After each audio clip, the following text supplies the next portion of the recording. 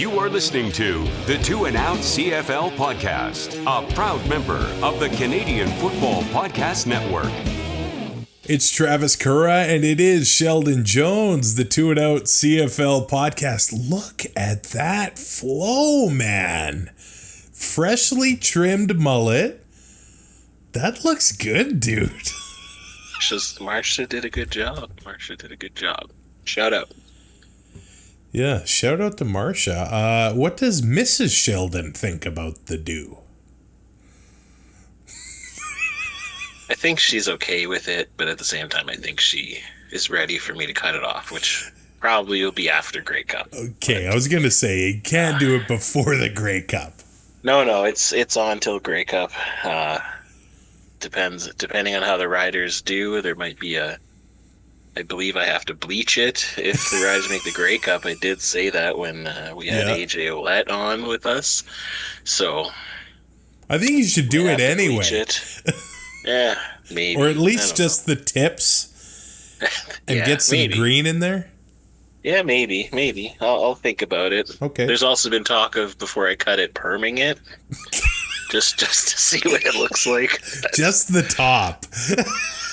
Well, I don't know. The top's not is not okay. No, you got to perm this back flow part. But we'll see what happens. Okay. We are getting ready for week 19 of the CFL season. We know how quickly things can change in a game, in a season. And Sheldon, I promised to bring this up last episode, and then I completely forgot. We go to the YouTube comments. For this one, we want to give a shout out to our friend James Henderson. I believe his very first comment was after the Labor Day games, going into the Banjo Bowl and the things like that. And I was worried about you, man. I don't want people to be mean to you. But the comment goes, the guy on the right is so biased. You're the guy on the right. That's this guy, yeah. It ruins everything you guys talk about. He's unable to talk about the other teams without his green glasses. Every time he has to talk about Winnipeg, he is seething. The guy on the left, me, is professional, and just listening to him, I can't tell which team he cheers for. That's how it should be. If I want to hear you... I think it was that last sentence that cut you deep. Oh, I never want to be, yeah, that kind of cut deep a little bit, but you know what? I love constructive criticism, and maybe at the end of the season we'll do a mean tweets episode of the show where I can read all the ones that I've got, because there's been a few, and I'm fine with it, but slowly but surely, and by slowly I mean over 3 weeks, we got a new story. Yeah, so James, leaving a comment 6 days ago. You guys have quickly become the best CFL podcast. Hell must have frozen over because my favorite podcast is run by Rider guys. Great job, guys. The ones acknowledge us. We appreciate it, James. We appreciate it. And I actually think that takes courage from his part by putting both comments on the record, not deleted, hard on the sleeve. And hey, back in September, right around Labor Day, I said, hey, everything gets personal.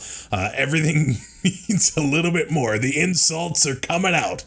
And as displayed by James, hey, we're trying to get better, and it looks like we have in your eyes, and we continue to endeavor to do that as the show moves along. Speaking of Winnipeg, they're 3.5-point favorites on Friday Night Football over the Toronto Argonauts, where the over-under is set at 49.5. It is simple.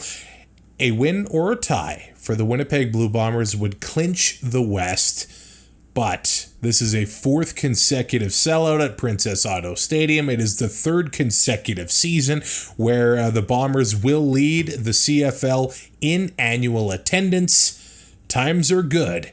in Manitoba, Sheldon. Yeah, and like what a turnaround because of how they started at the beginning of the season.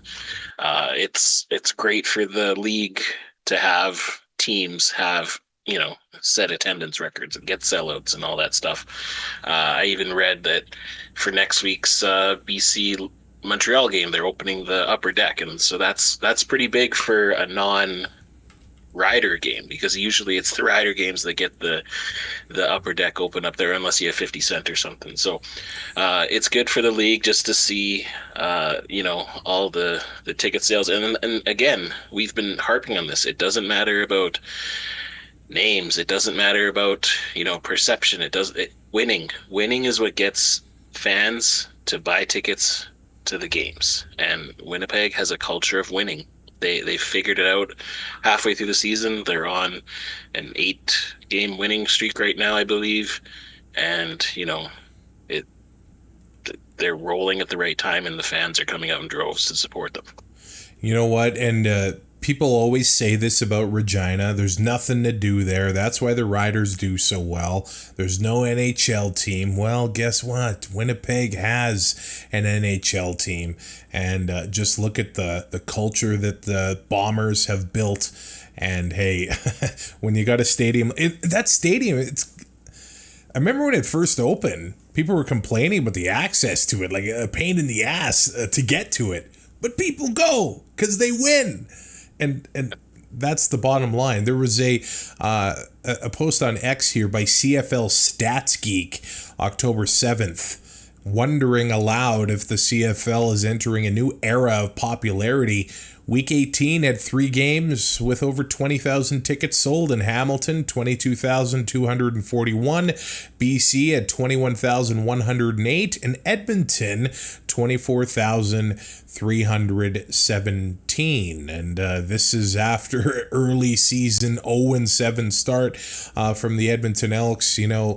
Ticket sales, they kind of went up after Labor Day. Those did include a Saskatchewan and a Calgary game.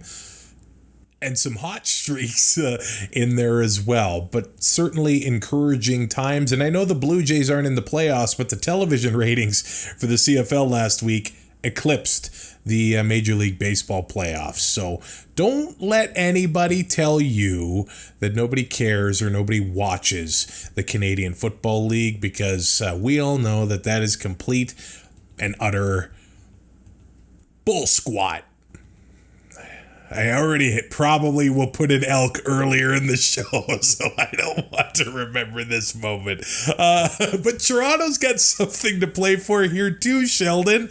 They clinch with a win or a tie. Now, they could miss the playoffs. They could. Or they could host the East semifinals. Toronto's got something to play for Friday night, as well as they come off the bye, winning 2 of their last 3. They do, and with how bizarre the CFL season has been, watch both teams clinch spots with a tie. Because this season another tie? Just ridiculous. Well, I forgot Calgary and Ottawa.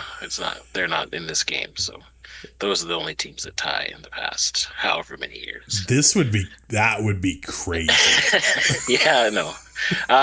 Yeah, honestly, like Toronto, They've been kind of an up and down team. It's still even gone up and down after Chad Kelly's come back.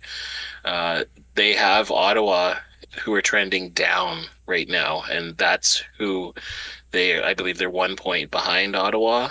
And so now is the time if they are able to win here, and I know Winnipeg's not going to take their foot off the gas yet until they clinch for sure. So we should still see the best out of both of these teams, which is good for our viewership.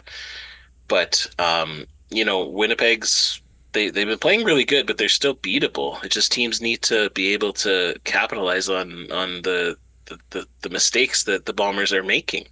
It's just the teams over this past 8 games, they haven't capitalized enough. Toronto is a team that has been able to capitalize on, defensive turnovers, defensive stands. So it should be a quite good game, I think. Yeah, but and this is something that we've said about the Bombers, I think, over the past, well, basically, since they've gone to these 4 straight Grey Cups. They're beatable, but they win. Yeah, exactly. At the beginning of the year, Winnipeg was making the mistakes, and the other teams were capitalizing on them. Now, they're starting to limit those. Like, Zach Collaros, last time, I'm looking through the game log here. He's only thrown 2 interceptions since, and this includes Labor Day. So since I guess 1, 2, 3, 4, 5, 2 interceptions in 5 games against 10 touchdowns. So his ratio is completely turned around there. And by the way, Wednesday, the 5th anniversary of the Winnipeg Blue Bombers acquiring Zach Collaros in a trade from the Toronto Argonauts. I was talking to some fans at the Elks Riders game, and we're wondering, like, many times it's happened, where Saskatchewan traded Zach to Toronto. He never even got on the field, and then he gets traded back to the West. It's going to be interesting, and this is completely unrelated, but what happens with Vernon Adams Jr.? Could something similar happen there? It does appear that both Alberta teams are going to be in on Vernon Adams Jr. some way, somehow, trying to bring him to their respective teams. So that's going to be a situation to watch. But since Zach has been in Winnipeg, the home record is incredible. The overall record is incredible. And yeah, playing his old team, the Toronto Argonauts, on Friday night. Obviously, it'll be an interesting battle in the trenches. And Toronto's got the best rush defense in the league. They are giving up just over 75 yards a game. They're giving up 4.6 yards a carry, league best marks in each category. But the way Brady Oliveira has been running lately, he appears to be a man on a mission at the moment. And Oliveira actually ran for 147 yards against the Argos back in week 8. Still, that'll be a nice matchup to watch on Friday Night Football. Yeah, and the trenches, you mentioned that right before here. Like, that's how Brady Oliveira, not only Brady Oliveira gets his job done, but also that's how the Bombers have been able to keep Zach healthy for these 5 years since they've had him. They recognize that the O-line is a strength that's needed when you have a quarterback like that, and they were able to get out and do it. But yeah, talking about Oliveira, like, both Oliveira and Zach Collaros, if they were giving out MOPs for half seasons, that's a toss-up right there. Both of them right now in the second half of the season are playing, their best football. And when you have 2 players on a team playing that well, it's going to be a lot of trouble for the other teams. Winnipeg giving up the least points a game, 20.3 points. That's a full 2 points better than the next team. And when we just factor in offensive points, it's less than 20 points a game from opposing offenses against the Bombers. So it's an interesting game to watch for Toronto. It's generating some consistency. It hasn't been there this year. At times, they've brought a balanced attack with their offense. The running backs, Deontay McMahon, Daniel Adeboboye, and of course, Kadeem Carey. I find that they are at their best when those 3 guys are rolling, and then Chad Kelly is able to strike with a big play. So they're going to need to do that against Winnipeg. Bring some balance, and if they do it early on, maybe they could quiet the Bomber faithful, but a sold-out crowd on a Friday night, that's a tall task. Well, and let's look back at the hostile crowds that Chad Kelly's played against since he's come back. A couple times in Hamilton, lost both of those games, and now he's going into Edmonton or Winnipeg, which they have the loudest stadium in the CFL. And I know that the fans are going to be on him because they've been waiting for him. I see it on Twitter. So it's gonna just be another, interesting thing to see if he can handle that pressure, if he can handle the noise, if he's able to. I think we've seen that he can get rattled, and that's when he can start to throw some interceptions. So that Winnipeg's going to try to do that. They're going to bring pressure, but they're also, that crowd is just going to be on top of them. So uh, quite the battle between the opposing team's quarterback and the crowd. We'll see how it goes. Tunde Adeleke for the Argonauts has been dealing with an ankle issue. He's listed as limited in practice all week.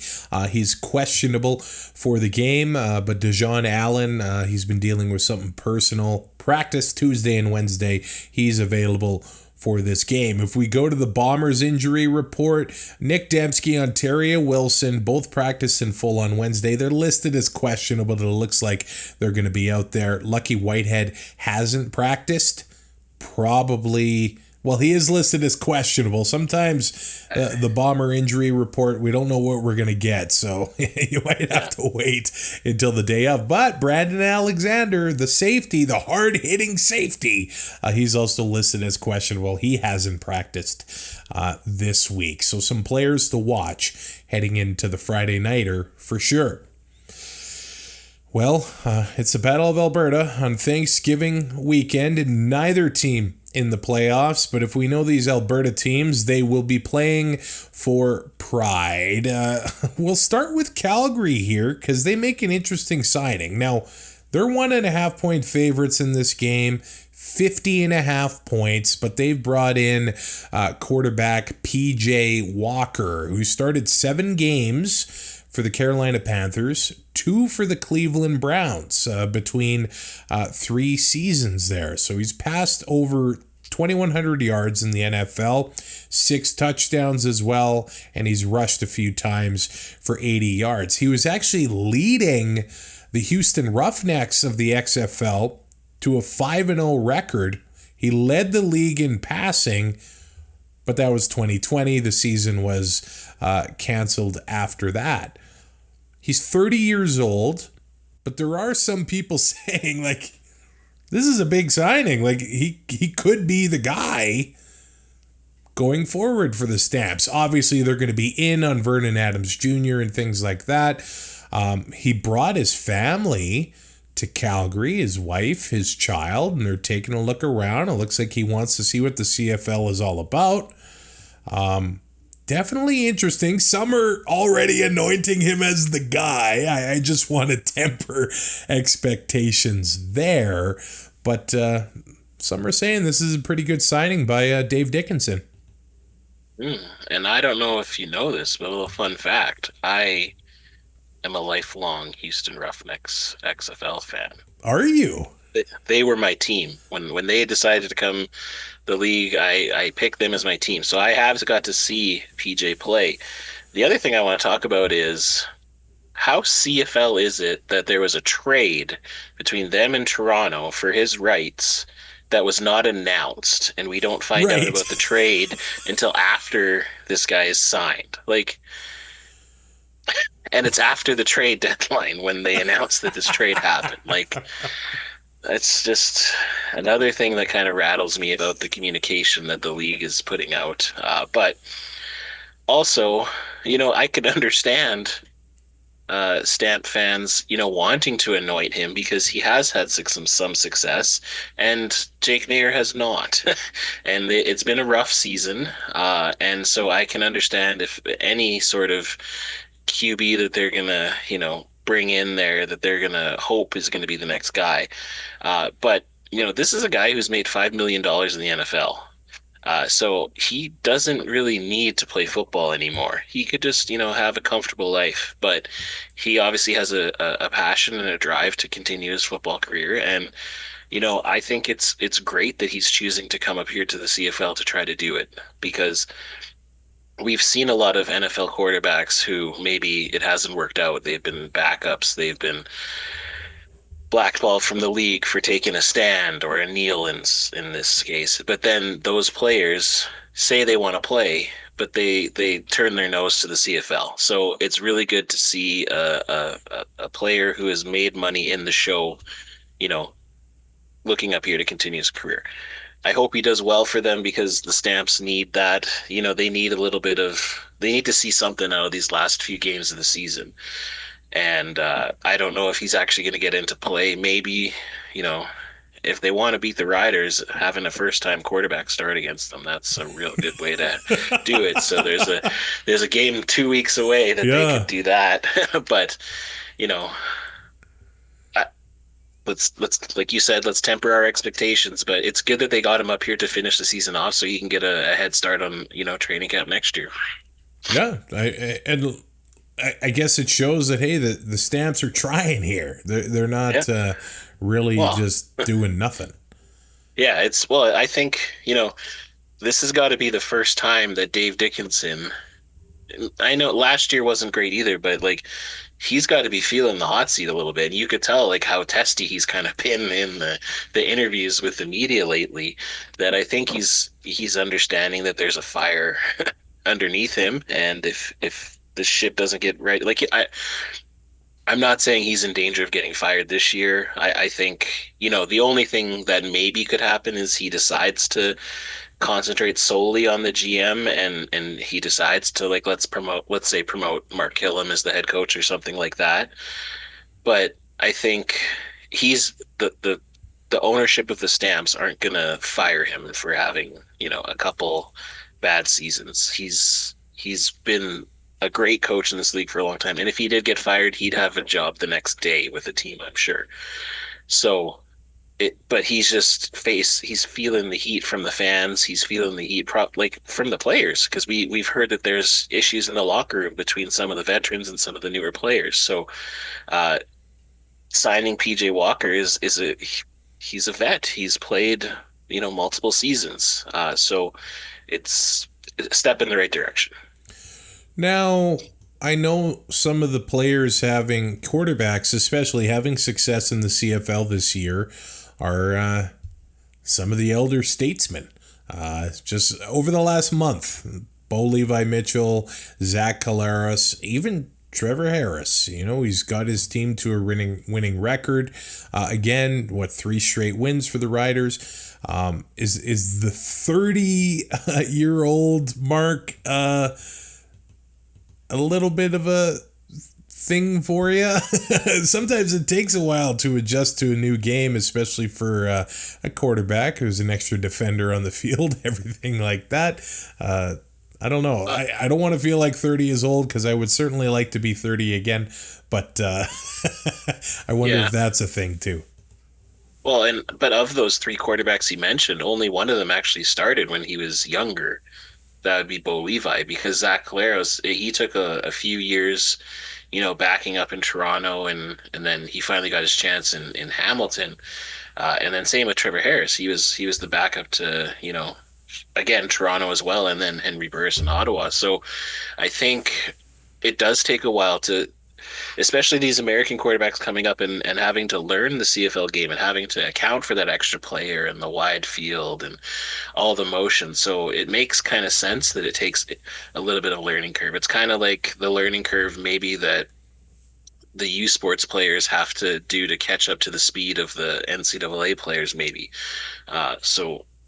But those 3 quarterbacks are still playing really good. And I think there's a lot of people who are maybe kind of writing them off and saying maybe this could be their final year, maybe other than Zach, because he's signed for the next year with guaranteed money and the Grey Cup being in Winnipeg. But with the way that Bo has been playing and the way that Trevor's been playing, I could easily see them both being a starting quarterback next year somewhere. As far as this week goes for Calgary, it does appear that Matthew Schultz is getting most of the starting reps in practice. He could start at quarterback this week. He had a good, series and a half last week to wrap up the game against the Lions. He could start against the Elks. And as far as the Elks go, Trey Ford is getting the start here. McLeod Bethel-Thompson's not even going to dress. I guess I don't know the strategy. You know what I mean? Are we showcasing Trey for a chance to start elsewhere next year? Are G-Roy and Jarius fighting for their jobs to get a win in Calgary. Maybe this game means more than I'm giving it credit for.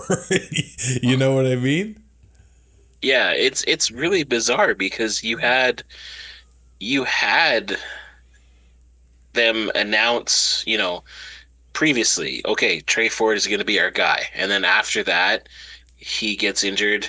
McLeod Bethel Thompson's our guy, but now Trey Ford's come back and he's our guy, and he struggles. So now McLeod Bethel Thompson's our guy. Like they're yo-yoing back and forth. But then earlier this week, Jarius Jackson was like, "Yeah, I don't know who's going to be the starter yet. I'm going to let him keep him guessing." You're going to keep Calgary guessing in a basically preseason game because you guys have both missed the play. This is an exhibition game. This is it's either going to be a great game because it's going to be crazy and they don't really have anything to play for, so they're going to throw everything out there to get jobs next year, or it's going to be terrible because it's going to be like a preseason game. So, we talked about it last show, whether we thought that G-Roy and Jarius were going to get another chance to even, remove that interim tag and actually get hired on here. But it just... For Jarius especially, it's questionable calls. I just don't know if he's kind of over his head or if he's given up on the season too. And so it's just, I don't know. I see other coaches and other players talking a lot more intensely when maybe they don't have much to play for. Like Montreal, for example. That they have already locked up the East, but Jason Moss says there's no such thing as a meaningless game, and they know that they can't rest on their laurels. They know what happened to Toronto last year when they maybe got a little too confident, winning 16 games and then go into the East Final and lay an egg. So I know that Jarius Jackson and the Elks don't have the playoffs to look forward to, but they should be trying to do everything they can to save their job. So it's strange, man. And I just don't know what this does for Trey. Was he good at, was he ready? Did he become that guy too early? Maybe he's not mature enough to handle it because, like we said before, he's apparently been refusing to do certain packages. If you're a quarterback who's trying to become a starter in the CFL, you think you'd be saying yes to everything. And so maybe he's just not mature yet enough to be that leader of the team. And now it's just he's starting. They could have easily started, is it Daigie? Jared Daigie? Yeah, Jared Daigie, the brother of legendary Seth Daigie. Was it they Seth? They are brothers, right? I believe so, yeah. Yeah. Was it Seth who got that big tackle on the sidelines and there's that picture of Tosh Smith just going, or was that Tino Sinceri? I don't remember, but that just popped me, so I had to say it. That's a great memory. His face. It's in my brain. I love it. I know you're going to screen grab that for my Power Rangers. Correct. But, I just, again, it's baffling to me the way that they're doing some of these calls, but whatever. Now, you know that guys on each of these teams are competitors, and I think especially the receivers. Come on, no matter what, these guys they're like purebred horses that are, bred to run. They're bred to make catches and score touchdowns. Yeah. And Geno Lewis is one of those. Now, he's making cash, $320K, the highest paid non-quarterback in the CFL. But that contract expires after this year. And I actually feel like what he's done over the past 6 weeks or so has really been quietly achieved by Geno Lewis. It's just what he does. But he has a touchdown in 6 straight games, Sheldon. 8 receiving majors, leading the CFL. He's 65 yards away or so from his third career 1,000-yard season. I feel like the 6 straight games with a touchdown has quietly happened. Yeah, honestly, like when I read it on the prep sheet, I was like, seriously? And he's making clutch catches. They're not just easy touchdowns; they're clutch catches. And he's kind of had a season kind of like Tim White last year, where it started really slow and it came on. And yeah, if he's a potential free agent going to next year, like I don't know if you're going to get 320 again to be a receiver. Well, if Zach Collaros retires and then the Bombers pay Lawler and Gino $300K each and sign Trey Ford for cheap. Come on, any quarterback, as long as he has time to throw, should be able to succeed in that offense. I do not want Gino Lewis to go to Winnipeg, please. See, if there was a CFL video game, I would just sell the farm to have like those guys on my roster. I guess there is NCAA football. NCAA, and you can put and Madden. The Madden 25 has the team builder now too, so you can. I know people are playing as that. I was actually playing that earlier today. Nice. I think I need to increase my difficulty level. I was having a tough time because I put it at the whatever the middle one was, and I was having some time. Is it still all pro, rookie, pro, all pro, all Madden or something? It's different because it's college, so it's like freshman, sophomore, junior, senior. So I think I had it at junior.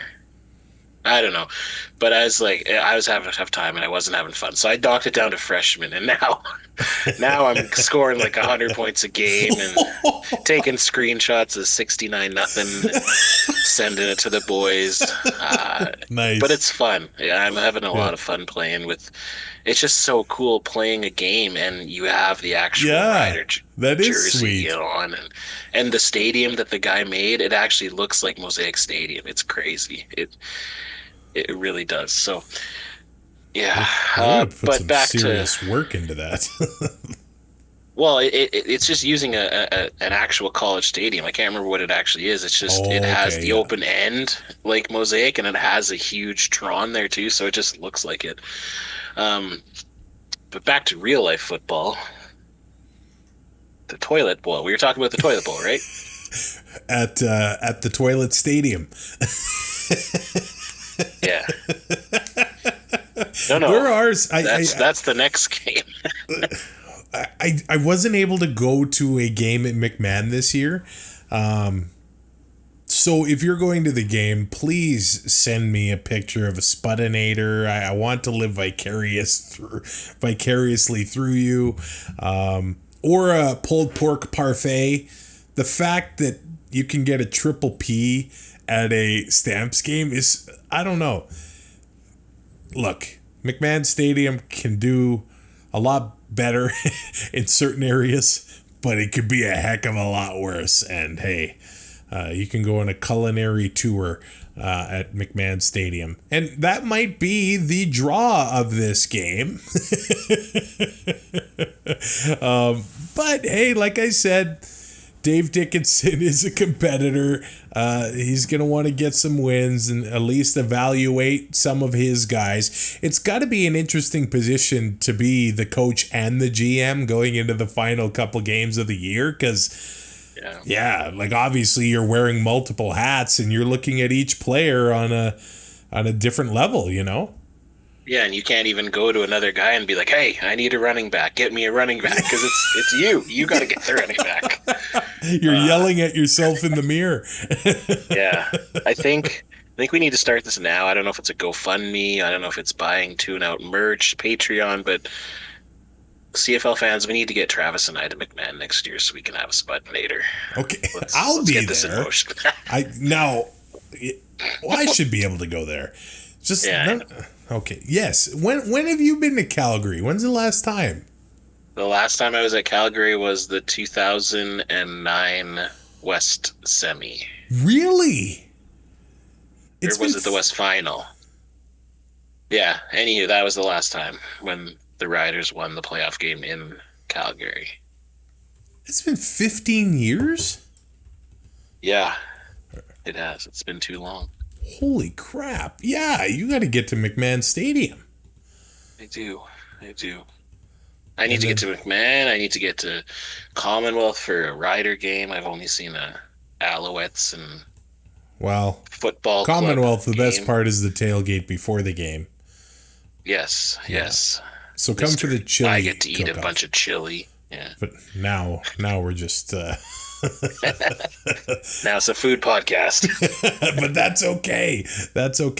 The next game does have huge implications, and that's the Saskatchewan Roughriders 1.5 point favorites over the BC Lions, where the over-under is at 50.5. Now, obviously, both teams are playing for the right to host the West semifinal. So they're going to want to win this. The Riders have won 3 in a row. The Lions have been stumbling lately, although they did get a win over Calgary. It was their defense that really forced Calgary to collapse, and all those turnovers in the fourth quarter, and they beat them 32-15. But before that, they lost to Hamilton. They ended up losing to Toronto. And they beat Montreal before that. So just uneven play from the BC Lions. Last week, the red zone offense wasn't getting it done against the Calgary Stampeders. They weren't able to actually run the ball against Calgary, which was surprising to me because Calgary struggled stopping teams running the ball right now. But now this is a tough test. You would think that Rider Nation will be pretty fired up for this one. They're tough to run against. It seems like their defense is playing very well right now as well. Of course, Trevor Harris has the ability to string some drives together and put some points on the board. But this is definitely a big game. Saturday at Mosaic Stadium. And if the Riders win, it looks like I've got another Regina trip in my near future, man. That is right. It's going to be an interesting game because while the Riders' defense is actually playing pretty good with, turnovers and all that stuff, they're allowing a lot of pass yards. And the last time they played BC is when Justin McInnes put like 240 on them. Yeah. It's going to be It's going to be very interesting because that zone defense that Coach Mace likes to call, it leaves a lot of pockets open, and I just, that's my only worry about this game in the defense is, Nathan Rourke just being able to sit back there and find those spots and hit his receivers. So I'm hoping, there's maybe a little bit of a different defensive plan there, but if he's going to throw in Roland Milligan's area, the MOP is going to shut him down. So our friends at the Piffles podcast, they've started to sell lawn signs in support of CFL Fans Fight Cancer. I love this idea. They have. I put my order in today. It's really funny because all this is just another fundraiser for the CFL Fans Fight Cancer. Right. The Piffles guys, they're really good at finding ways to do stuff like this. Like they, a couple years ago, they had the Jesus Sprinkles T-shirts after Cody Fajardo had that come from behind win and went to the exhibition there and got a corn dog. And they actually raised a lot of money for, I think it was the Regina Hospital, I think, is where they got the money there. But they're really good. Greg's really good at making stuff up and in Photoshop, and so it's fun. But I saw it was funny because I was on Rider Fans and they put a thread in there about that on the website there, and people were complaining, this doesn't need to, this is a distraction for Roland. Give me a break. He doesn't know about this. Yeah. And if he does, then we got bigger problems.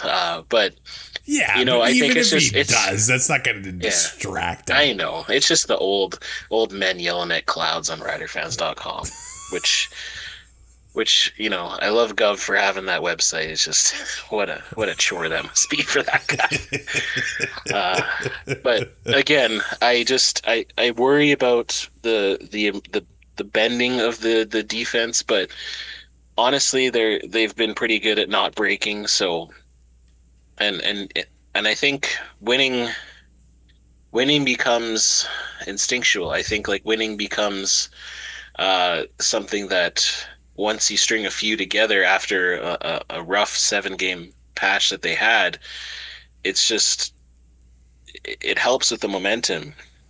It's going to help with having the fans there. I think as of right now, they've sold 25,000 tickets, which you'd like it to be more, but it's tough. Like we say in Winnipeg, they're getting sellouts, but that's because they're on an 8-game winning streak, and the Riders were on that slide, and they have won 3 games. But you need to string a bunch of wins to get that kind of support. So if there's a playoff game, if they do win this game, I would guess that the playoff game would be sold out or close to it. So hopefully they can take that what's on the line and use it to help win. And plus they have Darian Durant and Roy Shivers there for they're getting inducted to the Plaza of Honor. So hopefully it's a little different than the last few times they've been honoring Rider greats when they haven't performed very well. Hey, a lot of CFL teams would enjoy having 25,000 in the stands. It just gets looked down upon because of the hot streak that the Riders have been on since basically 2007.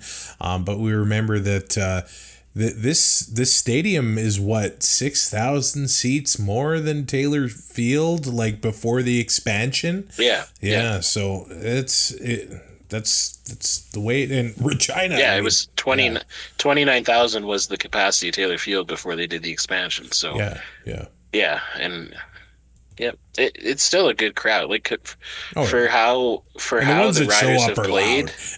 Oh yeah, but for how the Riders have played the last 2 years, especially after Labor Day, like I think that weighs on people, and it's not cheap to go to a game, and there's a lot of Rider fans who are actually not very happy with how the team has been kind of treating its season ticket holders and stuff like that. So there's a lot of reasons maybe that they don't have as many tickets sold, but I think as long as they can keep winning and show that the culture has changed and winning is expected, not hoped for, I think that'll just be nothing but success for them.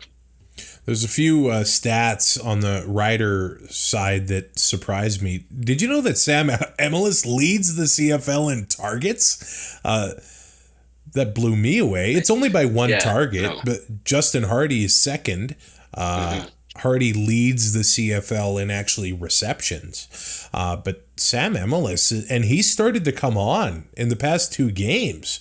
11 catches, 189 yards, and a touchdown. So he's making plays in that Rider receiving core. He had half of that in one catch. That's true. Let's remember that. I guess that works. But what about Keyshawn Johnson, man? 2 consecutive 100-yard games, 5 touchdowns in his last 7. He's played pro ball. Is that why he's not eligible for at least the West nominee of Rookie of the Year? Yeah, he's played. He played in the NFL. I think he had like 300 and some yards and a touchdown in the games he played there. But yeah, if he and he's not that Keyshawn Johnson. No. But I think with the JoJo's injury, I think if that didn't happen, I think he probably would have been the odds-on pick for Rookie of the Year for the Riders. But if Keyshawn Johnson is eligible, he'd probably be a lock. But I think Tim Reed is actually the guy who's going to get the nod for the Riders there, because he's not often do you hear about someone coming in and first year starting and being able to start as a tackle in the league. So we'll see that. But yeah, Johnson, I think right now, like Sam Emilus might be leading in targets, but I think Keyshawn Johnson is the Riders' best receiver right now and the most consistent, and he hasn't had a lot of drops. He's, the 5 touchdowns in the last 7. it's what the Riders need to do. They have trouble sometimes scoring in the green zone, and that's been the knock at Trevor Harris his whole career. But last week they were able to score 4 touchdowns and or 3 touchdowns, and this is the time of the year when they need to be able to put it in the end zone instead of just letting Brett Lowther kick field goals.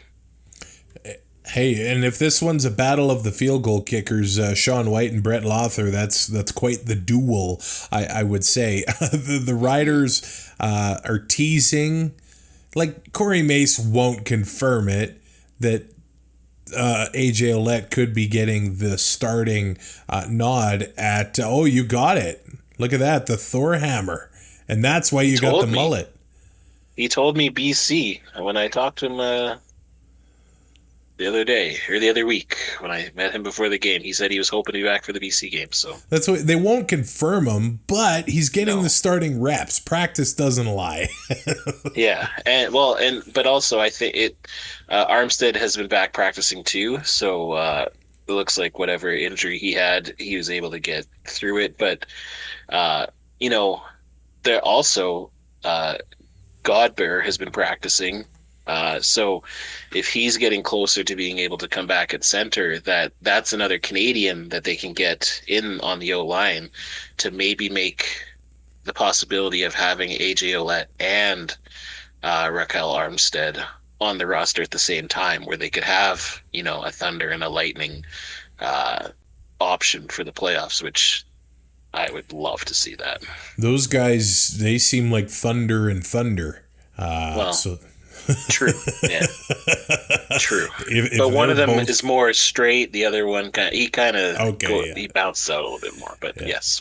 Yeah, that would be pretty big for the Rider offense. If I look at the injury reports for the BC Lions, actually both teams, they got pretty long injury reports, but Pistol Pete Robertson for the BC Lions making his return possibly to Mosaic Stadium against his old buddy. I know they're not on the field at the same time, but him and Anthony Lanier are pretty tight.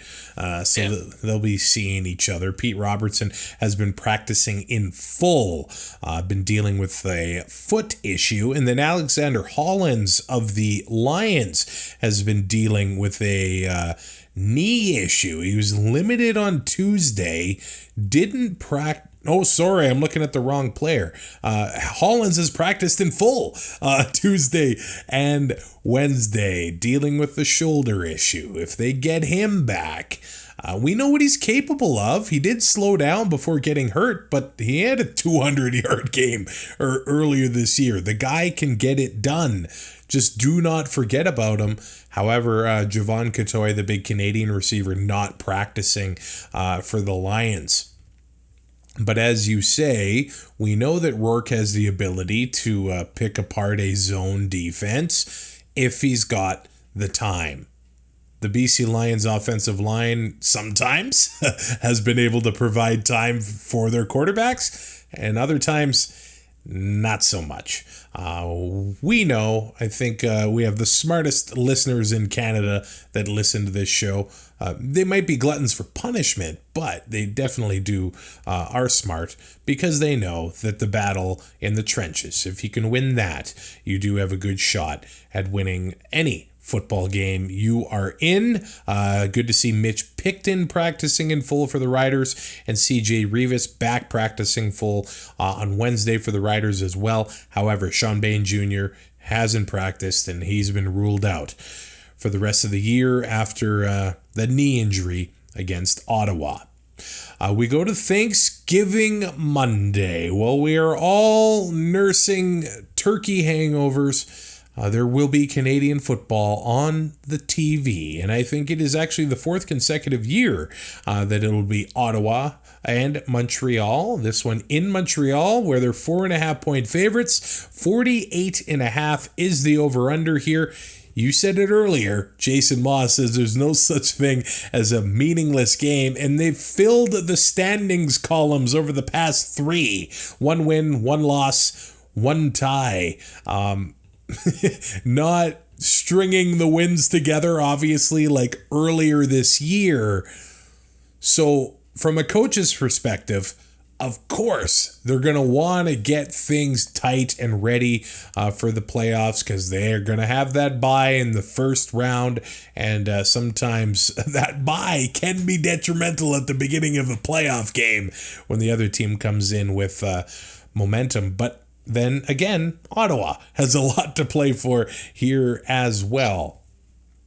They could come in more fired up than the Alouettes just because, I mean, the Owls... they've got it all locked up. They just want to, tighten it up for the playoffs, and sold out Thanksgiving Monday in Montreal. 2 sold out games this weekend. You just love to see it. Yeah, and I think with Montreal, honestly, I don't think it's a bad thing that they have had this little bit of a rough patch here, because I think all championship teams need to have something like that so that you aren't always winning. You aren't always not having to see weaknesses be exploited so that you can learn to fix them. And Jason Maas is a great coach. I think we've all seen that he learned from his time in Edmonton and how it maybe might not have been the best. But in this second go around, he's been amazing. And I think he's going to have them ready, and I think he's going to have them focused to make sure that they're able to right the wrongs of what's been happening. Yeah, and the Red Blacks have made a couple extensions this week. Quarterback Tyree Adams, we know that he got hurt last year, late in the year, so we knew that there was a bit of a crowded quarterback room going into this season, but they did bring him back for another year in 2025, and they've extended Lewis Ward for 3 more seasons. Hey, a steady kicker for the Ottawa Red Blacks, and he is sticking around in the nation's capital. I'm sure early in his career, we knew the story. Security guard at TD Place one day, and then kicking field goals at TD Place the next, and setting the best record of all time, 69 straight field goals, Sheldon Jones. Nice. But then... hey, the Red Blacks, they've been stumbling. They want to get it right. Even though they've clinched the playoff spot, they want that home playoff game. Yeah. Because, look at this, 2-5 on the road, 6-1-1 at home. Obviously, the Red Blacks are going to want to do what they can to have that East semifinal in Ottawa. And what a change a couple years makes, because there was a couple years there where they would give anything just to get 1 win at home, where now they have where they're almost almost unbeaten at home. So it's great. I think Bob Dice has shown that he has also been able to turn around this team, and he's also been able to I don't know if I want to compare them to Montreal of last year, but a lot of people were counting Ottawa out, and they went on this slide here. But before that, they were playing really good. They were near the top of my power rankings for a good chunk of the season, just because they were, playing better than we thought and stringing together wins. And again, just like the Riders, how they're able to still have that chance at securing a home playoff game even after the slide that they went on. Ottawa's in that same position, and this might be good because Jason Maas said there's no such thing as a meaningless game, but he can't make sure that all of his players feel that way. Sometimes you may have some players who are like, no, I gotta take a little bit easy because I gotta save myself for that Grey Cup money or that playoff money. So I think Bob Dice is going to have them ready, just like I do think that Jason Maas will have his team ready. But I think, the Red Blacks can just continue to be those underdogs that have been overachieving. And, he can even just say, look at what happened with Montreal last year. Look at what happened when they were able to get together as a unit and get it rolling. Now, the Red Blacks, there's still a question mark as who they're going to start at quarterback. We know that Jeremiah Masoli, he got the last game in Saskatchewan. They go on bye. Has Drew Brown healed enough to get on the field for the Red Blacks? That is going to be a situation to watch here. The game's not until Monday, so we don't even have practice reports from Ottawa and Montreal yet. Obviously, those first couple days are really going to show who's getting the starting reps behind center for the Red Blacks, who's going to be dealing with one of the most annoying stadiums in the CFL. And I say that with respect. I'm not trying to insult our friends in Montreal. I'm just saying, man, that's got to be annoying as an offense to deal with that while you're trying to call plays. Yeah, I couldn't even begin to understand what it would be like. Like I've never been to a game there yet. Hopefully, soon, because I want to be able to experience that. I want to see what it's like just as a fan to be able to hear and just be rattled by all the air horns there. But props to them. They have one of the best home field advantages, and they're going to be there for their team with one win away from the Grey Cup in a few weeks here. So extra time for them to practice being loud too. Yeah, and those fans in Montreal, they love having Thanksgiving football at home, and they've built this tradition. They're continue to build this tradition. If we can't have Ottawa and Montreal, every year on Labor Day, let's do it on Thanksgiving and make something out of it while Canadians are at home eating turkey buns and turkey soup and gelatinous gravy, trying to figure out a way to reheat mashed potatoes properly, which is always a challenge.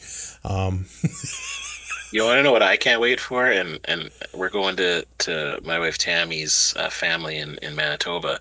I don't know if you've ever had it, but there's this thing called apple salad, which it's like apples and Cool Whip and vanilla, and it's all mixed. Oh my, I've never heard about it since I went to see her family, and oh my God, I cannot wait for that. That sounds good. I thought you were going to say, like, I know what you thought I was going to say. Yeah, no, this is just Cool Whip and apples and vanilla and get in my belly. But it's kind of healthy because it's got apples in it, so.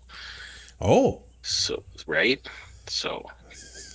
It balances. I'll show you something. Yeah. Just a sec. So during the podcast, I got a delivery from my wife, but thanks to the Edmonton Elks for scoring 3 touchdowns last week against the Saskatchewan Roughriders, we got a free Famous Star Burger. So I got to go eat that and wish you and yours a very happy Thanksgiving across Canada. And I know our American friends, they're not doing it for another 6 weeks or so, and they think we're a bit weird. But speaking of our American friends, I know that, there are players in the CFL that come from Florida. I think of Dietrich Nichols of the Bombers. His family has had to evacuate Florida as Hurricane Milton has made landfall. And this is not long after Hurricane Helene. The cleanup is still ongoing from that. And then this one. I saw a couple days ago, it was in the Gulf of Mexico, and they were saying it was the most powerful storm on the planet in 2024. So, hey, we're thinking of you on those images and the video. That's some scary stuff. We know what Mother Nature can do. We saw it in Canada this year, and we're seeing it right now. You can rate, review, and subscribe to Two and Out on your favorite podcatcher. Check out the website, twoandout.ca. We got the Patreon up there. All the links to find us on Spotify, Apple Podcasts, and YouTube, and the merch shop at twoandout.ca as well. I'm Travis Currah. He is Sheldon Jones. Happy Thanksgiving from us at Two and Out.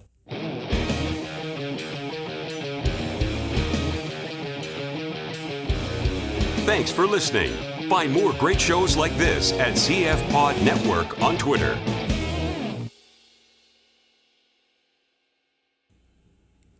Thanks.